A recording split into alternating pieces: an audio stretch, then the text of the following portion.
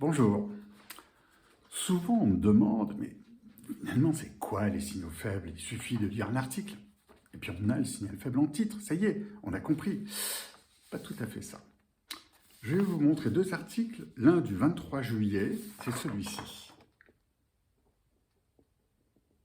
Vous en avez entendu parler, l'énergie renouvelable électrique passe un cap historique et, en réalité, au premier semestre 2020, les énergies renouvelables ont généré plus d'électricité dans les 27 pays de l'Union que les combustibles fossiles.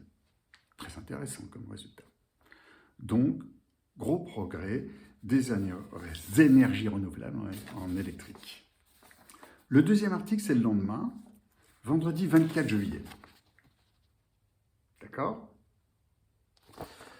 Tesla franchit un cap majeur en devenant rentable 4 trimestres consécutifs. 4 trimestres, c'est un an. Vous savez que la valeur boursière de Tesla a dépassé celle de Toyota et de Volkswagen. Donc c'est un succès extraordinaire. Et elle gagne de l'argent.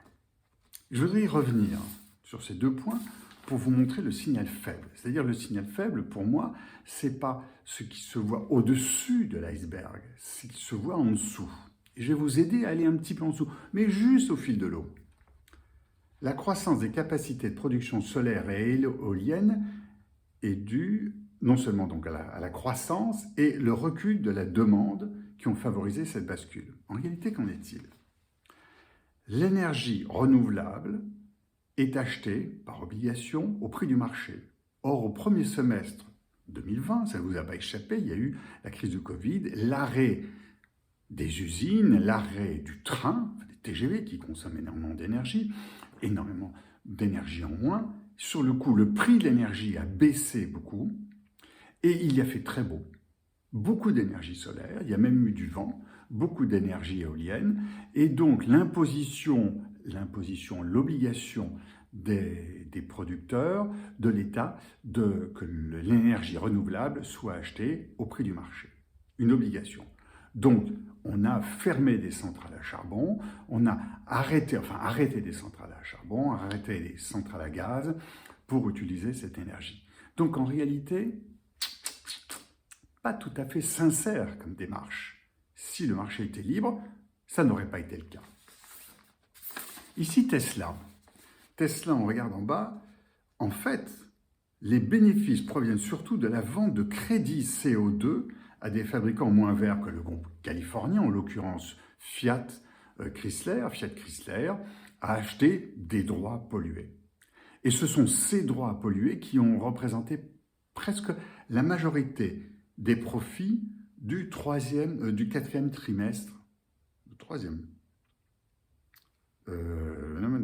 trimestre consécutif, du dernier trimestre consécutif. Les droits pollués, c'est-à-dire que plus le prix du carbone sera élevé, plus Tesla, qui est un constructeur uniquement électrique, sera en mesure de vendre des droits carbone et qui peuvent lui faire le profit. Donc en réalité, il y a là, sur ces deux articles, que ce soit les énergies renouvelables ou que ce soit Tesla, c'était l'inverse de ce que je vous ai montré, il y a en réalité un lien avec l'obligation d'acheter de l'énergie au prix du marché, l'énergie renouvelable, et d'autre part, le prix du CO2.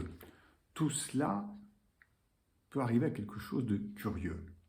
Le prix du CO2 risque de monter.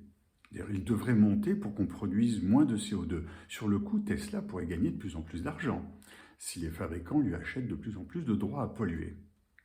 Quant à l'énergie renouvelable, elle pourrait être de plus en plus achetée, si elle en produit de plus en plus, puisqu'il y a obligation de l'acheter. Donc on arrive sur ces énergies propres à quelque chose qui va les favoriser tout en n'étant pas totalement sincère sur une liberté de marché. Je ne veux pas donner une réponse là-dessus, mais je veux donner simplement une réflexion. Il y a là un signal faible qui montre l'influence, la portée sur ces résultats liés quand même au prix du marché, de l'électricité ou du carbone. À méditer. je repars en plongée. À bientôt.